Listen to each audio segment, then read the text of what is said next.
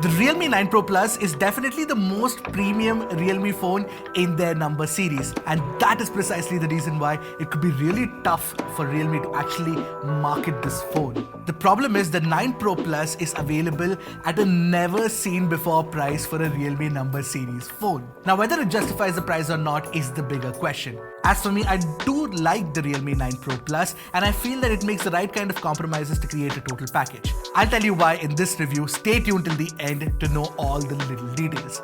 My name is Ershad, you're watching Trakin Tech English, let's go.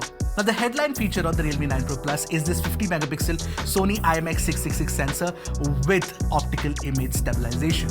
Now here's something interesting that happened in a recent event. Realme claimed that the camera on this phone, the primary camera, can actually beat the Samsung Galaxy S21 Ultra, the Xiaomi 12 and the Pixel 6 as well. So in our typical style, I first decided to test that claim out by comparing it against the Exynos variant of the S21 Ultra that we have with us. Of course, it is also updated to the latest software as well.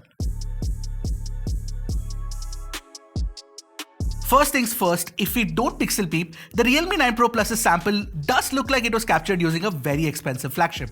It looks very good. Now when we crop in 100%, you will notice that the strands of hair look more naturally sharp on the S21 Ultra. The 9 Pro Plus is definitely slightly over sharpened in comparison, but it is a minor difference that most regular people won't really care too much about. Now in the second picture of the Ikigai book, the S21 Ultra's natural sharpness definitely looks slightly better, but again these are minor differences. I'm glad to see that a 25,000 rupee phone like the Realme 9 Pro Plus can come really close to a phone that costs nothing less than 90,000 rupees. And another thing to note here is the 50 megapixel Sony IMX766 benefits from its smaller sensor compared to the 108 megapixel Samsung HM3. You will notice that you get a sharper focus on the chair's armrest as a result. Now in this final sample, you will see that the Realme 9 Pro Plus again over sharpens slightly, but it helps in certain portions like the bottom left corner. But in other areas like the bang center of the image, the S21 Ultra's more natural processing looks appealing to the eye. Now I was fairly certain when I started off the test with the S21 Ultra that the S21 Ultra would be better at high dynamic range processing, and it is. You can clearly see that it offers better control over the highlights and shadows and brings out more details too. Even in this indoor shot, when you look at the lamp, the S21 Ultra definitely offers a tighter control over the dynamics inside the lamp. Now this is how you can spot a difference between a flagship camera performance and a mid-range one. Now when it comes to color processing, Realme's algorithm definitely tends to oversaturate the image. For example, in this image, the blue color of the sky, the red car, and the greens of the landscaped leaves are all boosted to a certain degree, so much so that it doesn't look anything like what my eyes saw. Also, if you notice, the whites in the image have a certain warmth to them. The S21 Ultra, on the other hand, captures a cooler color temperature in general, as is visible from this picture. You will particularly see it in the color of the wooden shelf. Otherwise, both these phones don't capture the most accurate colors or anything. Now, I also shot some pictures of food, and Realme generally tends to have a warmer overall color temperature. In comparison, the S21 Ultra is cooler. But in this comparison sample of the elderflower drink, I'm sure most people will gravitate towards the color science of Realme. In the second picture, however, the dynamics in the chicken wings are captured really well by the S21 Ultra. Overall though, I do really like what Realme has managed to achieve with the color science and overall processing of the pictures on the 9 Pro Plus. Now if you're shooting pictures of people, the Realme 9 Pro Plus captures warm facial tones, but it looks so good as opposed to the drained out look of the S21 Ultra. But yes, the S21 Ultra looks closer to natural. I'm certain most folks would gravitate towards the 9 Pro Plus here. But what shocked me is the 9 Pro Plus offers as sharp textures on the face as the S21 Ultra does. Now when you shoot against the light, there are clearly two different approaches out here. The S21 Ultra controls the highlights from overexposing in the rear with the face turning dark. The 9 Pro Plus makes the face bright and forgets about the overblown highlights on the rear. Portraits on the other hand look good on the S21 Ultra. Nice facial tones, and of course the blur on the rear is much better too. You know, the other thing that differentiates a flagship camera from a mid-range camera, apart from the dynamic range, is definitely the low light performance. And you know what, while testing, I was fairly certain that the S21 Ultra will smoke the Realme 9 Pro Plus, but the reality is slightly different. Now this picture of the drink is without night mode on, and by default, the 9 Pro Plus offers much sharper textures at close crop. Take a look at the 100% crop of the cinnamon stick on it. It looks so damn good.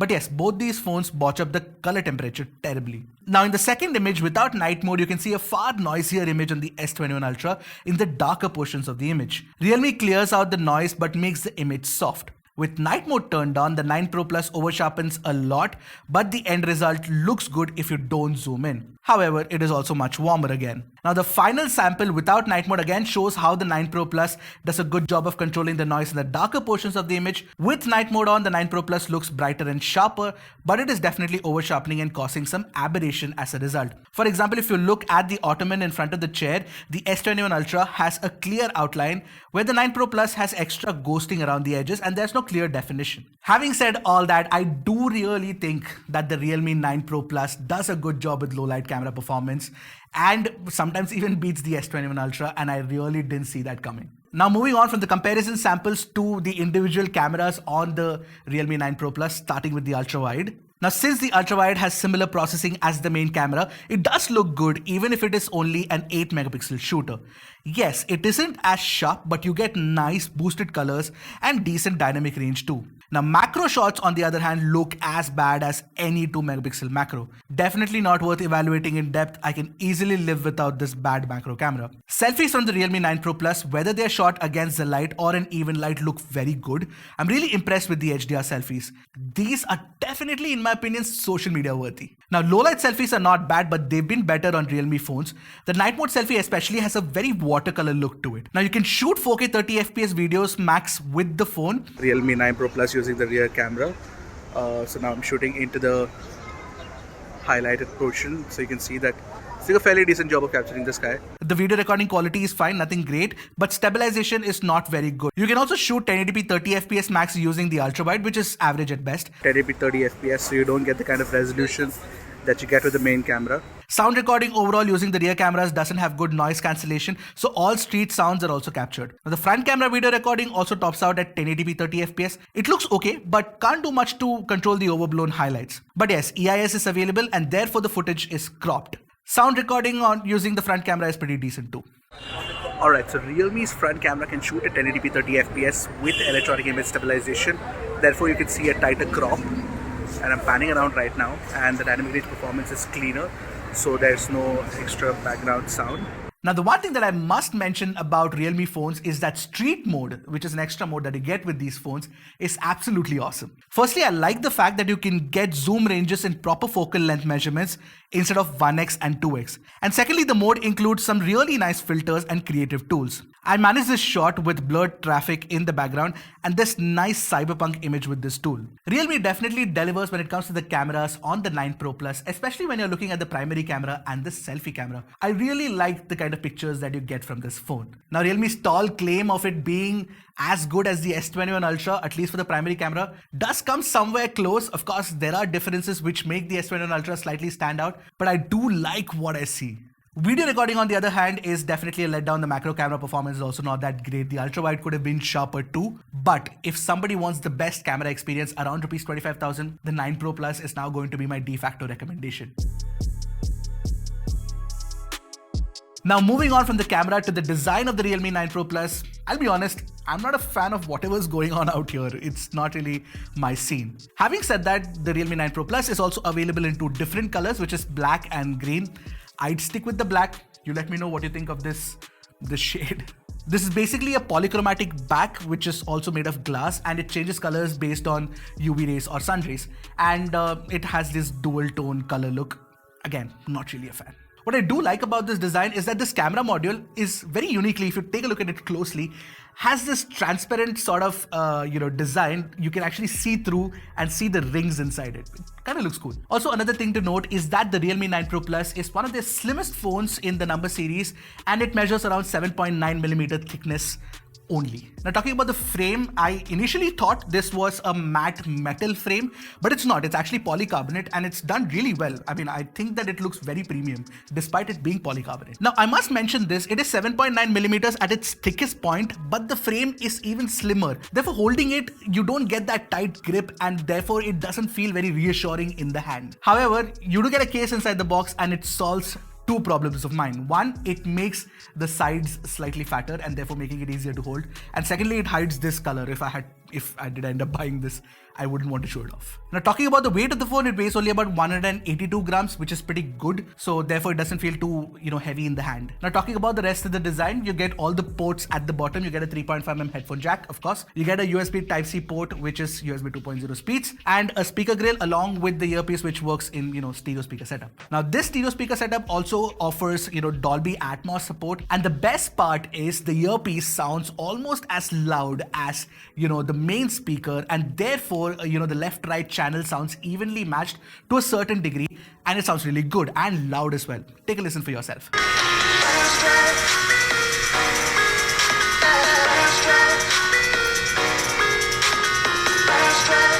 And since the earpiece is that loud, it is also great for calls. So, whenever you're making calls, it sounds crystal clear. Really good performance from the Realme 9 Pro Plus when it comes to calls and 4G as well. Now coming to the display, this is a 6.4-inch AMOLED panel on the front along with Gorilla Glass 5 protection, which is good. But when you look at the bezel size, I think that the chin is really big. Now in my testing, I noticed that it cannot play back HDR videos on Netflix, but it can do that on YouTube. And of course, there's wideband L1 support too. Now one of the other things that, in comparison to other phones in this price range that a lot of people will complain about is the fact that it comes with only 90 Hz refresh rate and not 120 Hz. Honestly though, in everyday usage, I didn't see much of a difference, so that's cool. Now, in my usage, what I really loved about the phone and why I feel it's such a premium experience of using the Realme 9 Pro Plus is the haptic feedback experience. Now, there's something called O-Haptics, which is like a simulation within the settings app. And, once you experience that, it gives you the sensation of something similar to the DualShock controller on the PS5, but it's not that good, but, it comes really close. I do like it a lot. Now, you also do get an optical in-display fingerprint scanner, and it's placed really low, which is my biggest complaint with it. However, it does add a lot of features along with that. Most importantly, you do get that quick launch for apps, and Realme has added a very interesting feature within Labs where it tests your heart rate. I tested it alongside the Apple Watch, and you know what? It was exactly the same result on both these products, which is pretty decent. Now coming to the performance, there's no extra micro SD card slot available. You do get UFS 2.2 storage speeds and LPDDR4X RAM. Now the RAM can also be extended using that virtual RAM thing that a lot of brands are doing these days, but I'm not really a fan of it. I don't see much of a difference in daily usage. Now you do get Dimensity 920 inside the Realme 9 Pro Plus, which is the same chip that was introduced with the Xiaomi 11. And what I noticed is that the Antutu score is definitely higher than the Dimensity 900, of course, inside the Infinix Zero 5G. But the Infinix Zero 5G is cheaper, and more importantly, it also comes with UFS 3.1 storage and LPDDR5 RAM. Now, while the performance is not the best or anything, what I did notice is that it runs extremely stable and cool. Not once did it cross 40 degrees even after like an hour of gaming or pushing the performance on the phone. Now, I did run the CPU throttling test in both the balanced and high performance mode, and in both these modes, it didn't go lower than 82% stability, which is fantastic. In fact, even with the very resource intensive 3D Mark Wildlife stress test, this phone gave me 97% plus stability, which is really good. Now, despite the fact that the Realme 9 Pro Plus does come with a very capable processor, the Dimensity 920, which is comparable to the Snapdragon 778G, in COD Mobile, you don't get the best graphics settings. What I think is that it can definitely go higher. I could achieve max FPS only with low graphics, or very high FPS with high graphics. Although BGMI is fine, you get HDR Ultra and Smooth Extreme. There's also a special game mode to monitor the FPS while you're playing the game and for increasing the touch sensitivity as per your preference. As for the special features, you do get real-time FPS within the game mode, and you can increase the touch sensitivity to up to 240 FPS, which is possible on the display of this phone. Now, what I noticed while playing Call of Duty is there's absolutely no stutters or lags, and even when using the phone, nothing at all. Very smooth. Now, for those wondering about the 5G bands, interestingly, Infinix does 13 bands, this does only 5. I hope that shouldn't be a problem when 5G hits our country really soon. Now, coming to the battery performance of the phone, you do get a 4500 mAh battery inside the phone, and with constant 120Hz refresh rate setting, I still got a fantastic 6 hours plus of screen on time with heavy usage. And interestingly, you get a 65-watt charger inside the box, but it only charges at 60-watt speeds. But it charges the phone from 0 to 100 in 48 minutes, which is pretty good enough. Now coming to the software, this phone runs Android 12 based on Realme UI 3.0, which is one of the cleanest operating systems out there. While it is a great software experience overall, I do think that the addition of unwanted bloatware could have been avoided, including that dratted Moj. Now one of the features I like about Realme UI 3.0 is that cool wallpaper color picking feature. Obviously it's not as similar to what you get on the Pixel, but it's pretty good too. Now if you look at it holistically, this is the same kind of software experience that you'll get from Oppo, OnePlus and Realme phones. It's very clean, it's near stock Android experience, and you know that I do like a software experience a lot when I have actually done some changes to the home screen. I did use the phone a lot and made changes thanks to the fact that there was an option to also change the icon packs. So finally, after using the Realme 9 Pro Plus, the first thought that came to my mind was killing the X series in the Realme lineup of phones was not really a good idea. To be able to convince folks that a number series phone from Realme is worth 25,000 and more is going to be an uphill battle for the brand. But as a reviewer, I have to objectively evaluate the product, and after using the Realme 9 Pro Plus, this is one of my top 3 favorite phones from Realme yet, which comes after the Realme 7 Pro and of course the Realme X2 Pro. The camera experience on the Realme 9 Pro Plus is what sells it for me. It is clearly unparalleled in this price range, and even at a 30,000, I think that it could be the best, but I should compare it against, I think, the iQOO 7 and of course the OnePlus Nord 2. Let me know if you guys would like to see that comparison. Even as a phone, the Realme 9 Pro Plus is great because I found the performance to be very, very good, and of course the software is very well tuned. Now if you're wondering whether you should pick up the Xiaomi 11i or Xiaomi 11i Hypercharge over the 9 Pro Plus, I'd say that for me the camera experience matters over any hypercharging battery speeds. Again, Realme 9 Pro Plus for me. All in all, I think that the Realme 9 Pro Plus is a total package and definitely worth considering in this price range. Don't get disillusioned by the branding. Do give this a consideration. Don't ignore this phone. So yeah, so that's it from me. That was my full review of the Realme 9 Pro Plus. I wanted it to be a little bit of a conversational style. Let me know if you guys like it. Until next time, this is Ershad signing off. Keep tracking and stay safe.